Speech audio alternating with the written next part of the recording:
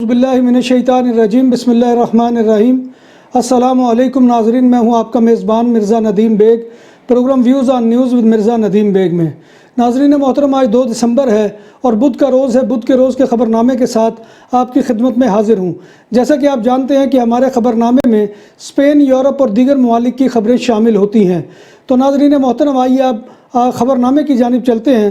سب سے پہلی خبر، بارسلونا سٹی کونسل اور مرکزی حکومت نے کناریا جزیرے پر کشتیوں کے ذریعے پہنچنے والے 150 تارکین وطن کو لینے پر تیار ہو گئی ہے اور ان کو فوری طور پر کاتالان دارالحکومت بارسلونا منتقل کرنے پر اتفاق کیا ہے۔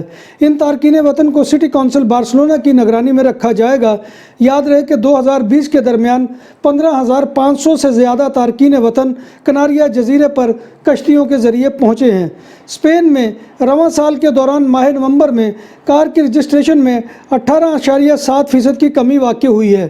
گزشتہ ماہ نومبر میں ہسپانوی مارکیٹ میں کاروں کی رجسٹریشن 75,708 یونٹ رہی تھی، جو 2019 کے اسی مہینے میں 93,155 تھی، جو گزشتہ سال کے مقابلے میں 18.7% کم رہی ہے۔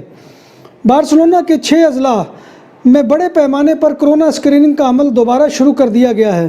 انفیکشن سے بچنے کے لیے ٹیسٹ 16 سال سے زائد عمر کی آبادی پر کیے جائیں گے۔ بڑے پیمانے پر کرونا اسکریننگ کا مقصد کرونا وائرس کے پھیلاؤ کو روکنا ہے۔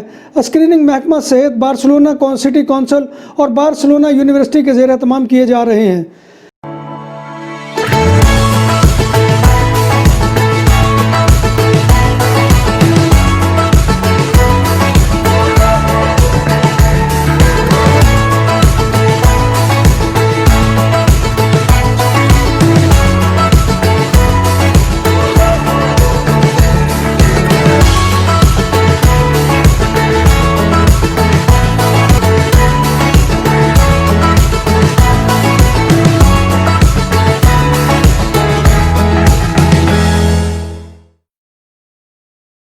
پروازوں میں کمی کی وجہ سے الہ پرات کا ٹرمینل 2 دوبارہ بند کر دیا گیا۔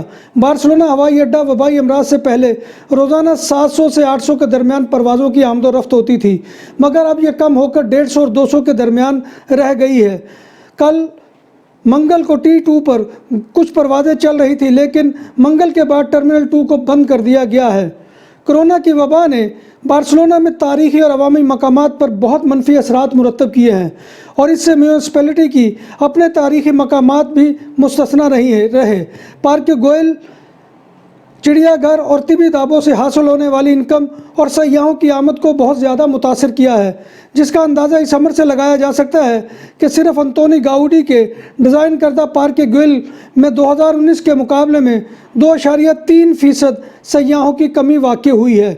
نیشنل پولیس نے گزشتہ شام کو میڈرڈ میں منشیات کی اسمگلنگ اور کرمنل تنظیم کے ساتھ مبینہ تعلقات کے الزام میں معروف فلامنکو ڈانسر رافائل امارگو کو گرفتار کر لیا۔ اطلاعات کے مطابق نیشنل پولیس نے مزید 4 افراد کو گرفتار کیا ہے۔ ان میں غرناطہ سے تعلق رکھنے والی رقاصہ اور کوریوگرافر بھی شامل ہیں۔ پولیس موسس دے اسکواڈرا نے بارسلونا میں 5 افراد کو پرتشدد چوری کی وارداتوں میں ملوث ہونے کی بنا پر گرفتار کر لیا، جن میں 2 مرد اور 3 خواتین شامل ہیں۔ ان کی عمریں 18 سے 21 سال کے درمیان ہیں اور ایک ہی خاندان کے افراد ہیں۔ ملزمان بوڑھوں سے زیورات اور گھڑیاں زبردستی چھینتے تھے اور ان سے برآمد شدہ چوری کی اشیاء کی مالیت تقریباً 87,000 یورو بنتی ہے۔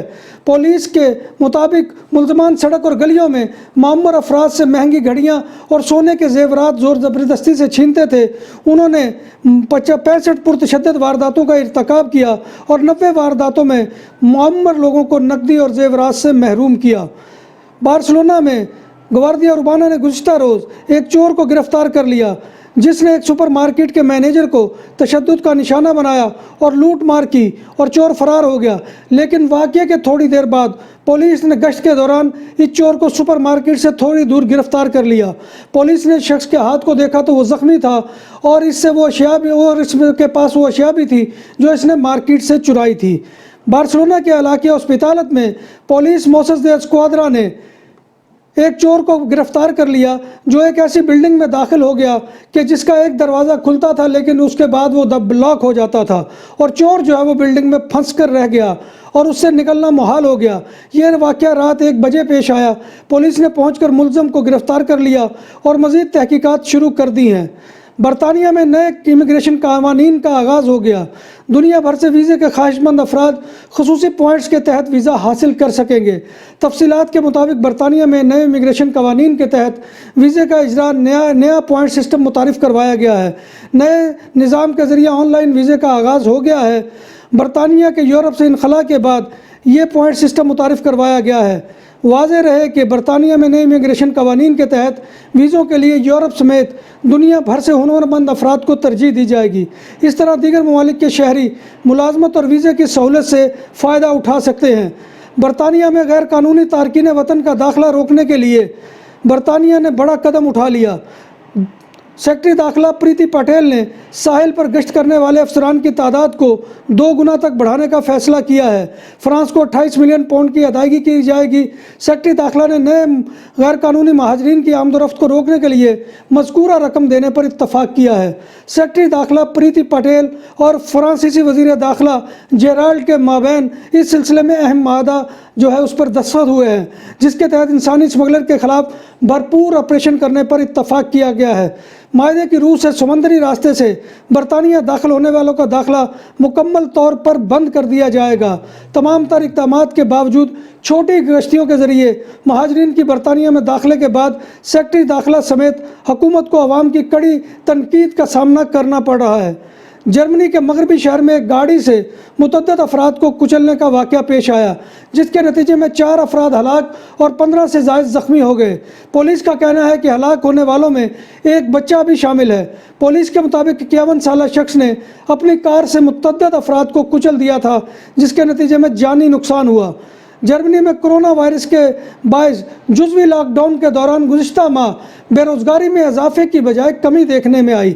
تازہ ترین سرکاری ڈیٹا کے مطابق اکتوبر میں ملک میں بے روزگاری کی شرح 6% تھی، جو نومبر میں جزوی لاک ڈاؤن کے باوجود کم ہو کر 5.9% رہ گئی ہے۔ اس طرح نومبر میں جرمنی میں بے روزگار افراد کی مجموعی تعداد 61,000 کی کمی کے ساتھ 2.7 ملین سے بھی کم ہو گئی۔ برطانیہ کی نیشنل ہیلتھ سروس NHS آئندہ برس جدید طریقے سے بلڈ ٹیسٹ کی آزمائش شروع کرے گی، جس سے کینسر کی 50 سے زائد اقسام کی تشخیص ممکن ہو سکے گی۔ ماہرین کا کہنا ہے کہ یہ ایک سادہ سا ٹیسٹ ہوگا جسے گیلری کا نام دیا گیا ہے، جس کی بدولت سینکڑوں جانیں بچائی جا سکیں گی۔ یہ ٹیسٹ 1,65,000 افراد پر مشتمل ایک گروپ پر کیا جائے گا۔ گروپ میں 1,40,000 افراد 50 برس سے زائد کے ہوں گے، جن میں کینسر کی کوئی علامات موجود نہیں ہوگی، جبکہ 25,000 افراد 40 اور اس سے زائد عمر کے ہوں گے، جن میں کینسر کا شبہ یا علامات ہوں گی۔ فرانسیسی دارالحکومت پیرس میں ایک سیاہ فام میوزک پروڈیوسر کے خلاف پولیس کی بے جا تشددانہ کارروائی کے باعث 4 اہلکاروں پر فرد جرم عائد کر دی گئی ہے۔ ان میں 3 پولیس اہلکاروں کو اپنے خلاف ان الزامات کا سامنا کرنا ہوگا کہ وہ اپنے سرکاری فرائض کی حدود سے تجاوز کرتے ہوئے پرتشدد رویے کے مرتکب ہوئے۔ آسٹریلیا میں غیر ملکی طلباء کے لیے تعلیمی سال ایک مرتبہ پھر بحال ہونے کو جا رہا ہے۔ لگ بھگ 8 ماہ بعد خصوصی پرواز کے ذریعے پیر کو غیر ملکی طالب علم آسٹریلیا کے شہر ڈارون پہنچے۔ آسٹریلیا میں کرونا وائرس کے روک تھام کے سلسلے میں سرحدوں کی بندش کے باعث اعلیٰ تعلیم کے شعبے کو شدید نقصان پہنچا تھا۔ بھارت میں اس وقت کرونا سے بچاؤ کی مقامی طور پر تیار کردہ ویکسینز پر کام ہو رہا ہے۔ ساتھ ہی ایک بھارتی کمپنی ایسٹرازینیکا کی آزمائشی ویکسین کی پیداوار بھی شروع کی جا چکی ہے۔ بھارتی کمپنی کی کوشش ہے کہ کسی بھی ویکسین کی منظوری پر اسے بڑے پیمانے پر تیار کرنے کی صلاحیت مقامی طور پر موجود ہوگی۔ غیر ملکیوں کے لیے خوشخبری کہ سلطنت عمان کی حکومت نے سیاحتی ویزے جاری کرنے کا اعلان کر دیا ہے۔ عمانی میڈیا کے مطابق کرونا وائرس کے تناظر میں بنائی گئی سپریم کمیٹی نے زیر غور فکر کے بعد سیاحوں کے لیے سلطنت کے دروازے کھولنے کا فیصلہ کیا ہے۔